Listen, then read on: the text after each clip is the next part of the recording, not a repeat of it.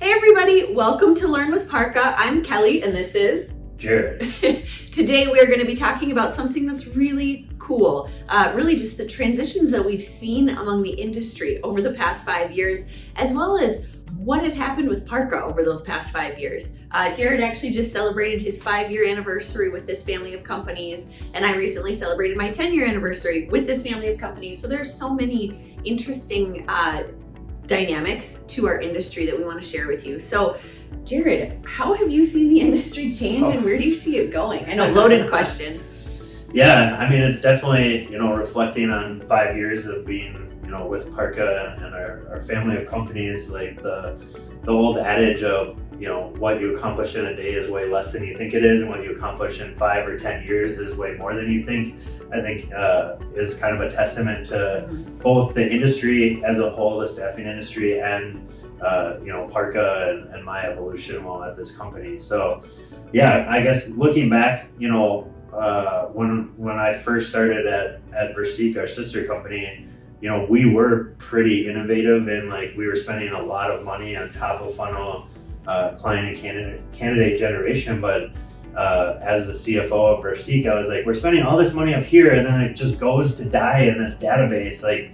What the heck? There's got to be something out there, I guess, for lack of better terminology, that there's got to be a different way of doing this. And what we've really learned, and frankly, Bullhorn is one of the leader in our space, is now they're starting to talk about connected recruiting and building that community of your database, not just on social or top of funnel activities. And so I think where we are and what we saw at Parqa, we've talked a lot about Herefish and Sense as automation tools. I'm pretty sure Herefish had 4 employees, and we're still maybe had a little office when we first met them 4 years ago, and obviously now they've sold to Bullhorn, and that's kind of what Bullhorn is putting a lot of their stock in with the talent platform. So I mean, it's just crazy to see these companies like ours, but in other sections of staffing that we're literally in a basement and now are getting acquired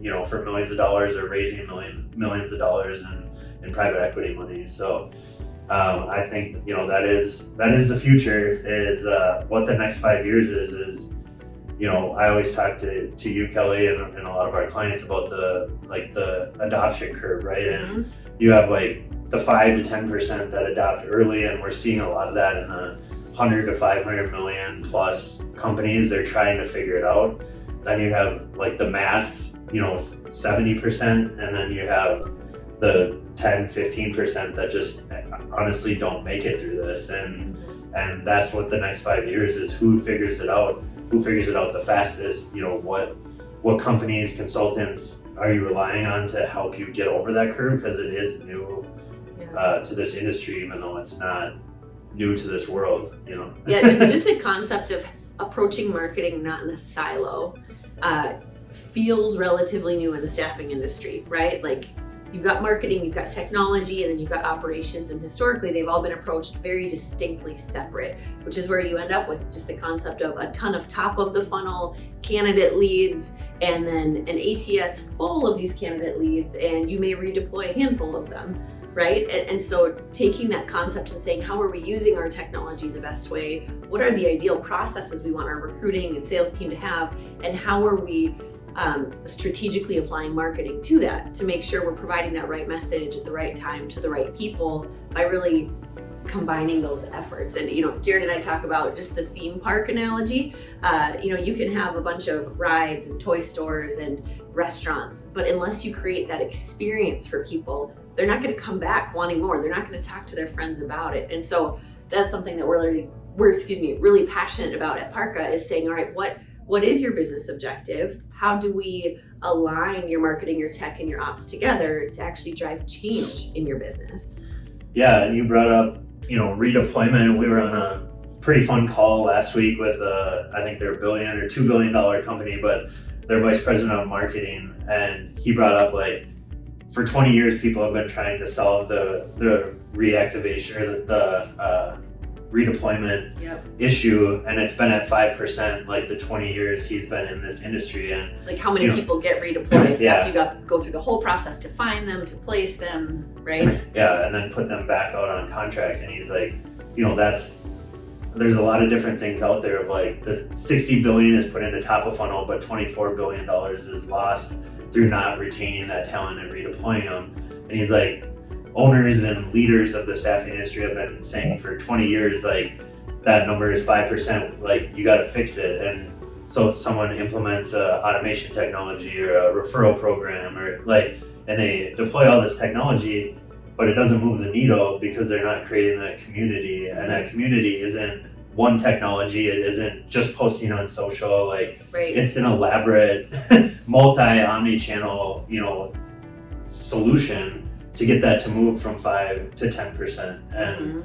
And so I think that's what, as we, continue this war on talent, which we talk about all the time, is like, people say the great reshuffle, the great resignation, but the macro statistics are that, we're going to be in a labor shortage for the foreseeable future. And so the staffing firms that actually create that community through, modern digital marketing techniques, connected recruiting, automation, like there's so many pieces. And I feel like owners and leaders of staffing firms, even big $100 million staffing firms, it's a little overwhelming because it's not generally known in the staffing industry where, a lot of other industries, have been doing this for a period of time. Yeah, the concept of performance marketing is not new to other industries, but it feels new to the staffing industry. And to give you one more level of nerdiness, if you haven't heard of a measurement strategy, it's something that should be on your radar. Just the concept of whether you are, like Jared mentioned, a $100 million company and you're doing a lot of things really well and you've established great processes and you're ready to take it to that next step of growth to get to the 500 million, or you're even at that 500 million trying to determine, all right, how do we make this better? Or we're at a couple billion, how are we trying to make this better? The concept of that measurement strategy is saying, what are we expecting marketing to do that will impact the business? And historically, marketing leaders, technology leaders, and visionary leaders have defined success differently. A marketer might say, we launched this campaign, this is how many emails were opened, or this is how many impressions the social post got. And the CEO might say, that's nice. What does that mean for my business, for our business? How does that impact us? And so a measurement strategy, just at a high level, says, what is the main business objective we're trying to accomplish? Is it increasing gross margin for every recruiter's desk, right? Increasing that efficiency, driving more dollars through each desk. And then what are the ways that marketing can impact that? Maybe it's through acquisition or retention or redeployment, and then moving into those KPIs or key performance indicators and saying, all right, how many new candidates are we driving from marketing efforts in the past 90 days? Or how many candidates have been redeployed through nurturing efforts that were currently inactive in the database? And then 2 more layers, and then thinking about what are those actual numbers? So how are you physically benchmarking against each of those KPIs to define success? And finally, do you have the right reporting in place to make sure that those KPIs are being met? And that's what helps to prevent distractions. When there's a new tech or a new tool or a new strategy, you can say, all right, where does it fit in this? Is it actually going to help us meet our objective? And it helps hold your team and your partners accountable, right? Like, what are the efforts that we're doing that are actually driving to that end result? Yeah, just 2 things on that is, we use a slide that says like 80% of the reporting is done at the bottom, but 80% of the business decisions are made at the top.